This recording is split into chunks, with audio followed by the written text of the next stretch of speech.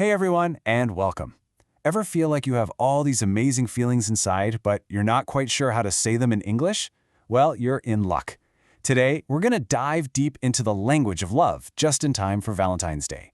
So, whether you've got a special someone or you're just curious, stick around. We're going to cover all the essential words and phrases you need to know. So are you ready? I hope so, because learning this stuff, it's not just about one day in February, right? It's about really connecting with people, expressing affection, which is a huge part of feeling confident in any language. All right, let's get right to the heart of it. Okay, first up, Valentine's Day. The basics. We've got to start with the essential words you'll need to know. Let's build a solid foundation before we get to the fun stuff.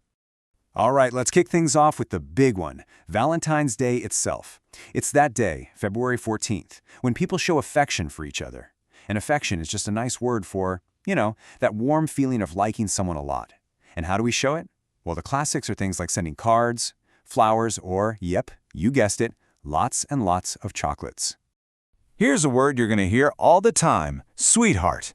It's what we call a term of endearment. Basically, it's a lovely, warm name for someone you love, like your romantic partner. You might say something like, I'm taking my sweetheart out for dinner. Simple, right?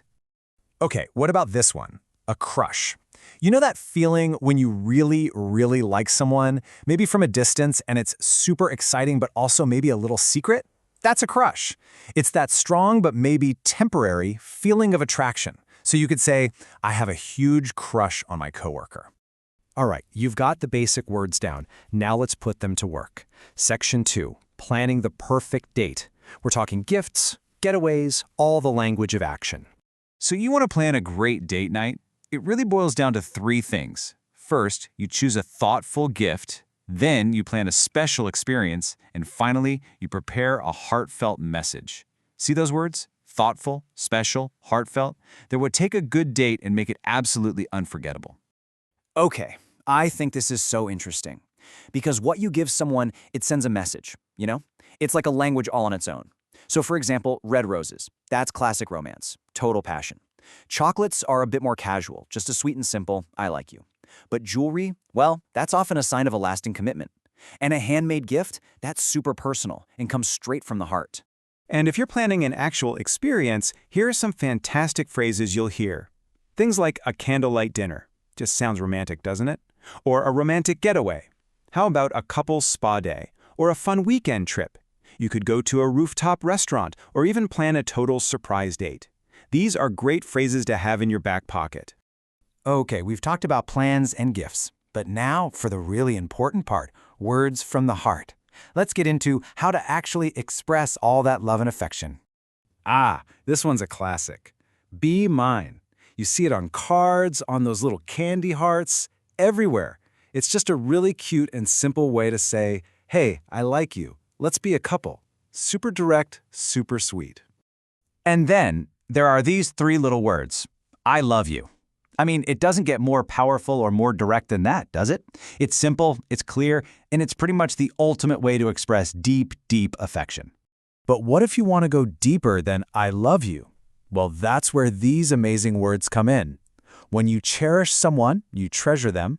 Devotion is that deep, loyal love. Passion is that fire, that intensity. Intimacy is about closeness, and commitment is that promise to stick together.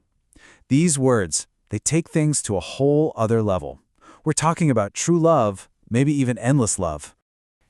Things change, and so does the way we celebrate. Valentine's Day isn't just for couples anymore. So let's talk about celebrating love for all. And here's a perfect example of that. Have you heard of Galentine's Day? It's a really clever play on words. Gal is a casual word for a girl or woman, so you mix gal with Valentine's and you get Galentine's Day. It's all about celebrating your amazing friends, especially your female friends. It's become a huge thing. And that trend doesn't stop with friends. There's also a huge movement around self-love. It's about celebrating you. So you'll hear people say, treat yourself, which is a great excuse to buy that thing you've been wanting. It's all about self-care and empowerment. Because, hey, being happy and independent is definitely something worth celebrating too. All right, for this last section, let's put on our detective hats. We're going to look at how brands speak Valentine's. You'll start recognizing the language of love absolutely everywhere. Check this out. This is a classic ad you might see from a hotel. Let's break it down. Celebrate love? Check. Valentine's Day? Check. Exclusive romantic getaway? Double check. They've literally woven all these key phrases we've learned into one sentence to make it sound incredibly appealing. Or how about this one from a shop? Limited time Valentine sale. That creates urgency. Then the main instruction, surprise your sweetheart. There's our key word again. And what are you surprising them with? A heart-shaped chocolate box. It's a perfect formula, and it totally works. And of course, on social media, everything gets shorter and faster. You'll see things like tag your Valentine with a little heart emoji. It's an easy way to get people involved. And then you have the hashtags, right? Hashtag couple goals, hashtag love is in the air. They're like little labels that connect the post to this massive, ongoing conversation about love online. So what's the big takeaway here? It's that emotional branding, it's not some kind of magic trick. Brands connect with us, the customers, using the exact same words we use to connect with each other. Words like love, passion, sweetheart, they work because they tap into real human feelings. And that really brings us to the final question. After all the cards and the ads are gone, what does love really sound like to you? We've gone through everything from having a crush to making a commitment, so now that you have all these words, I'm curious, which ones will you choose to use? Thanks so much for joining me today.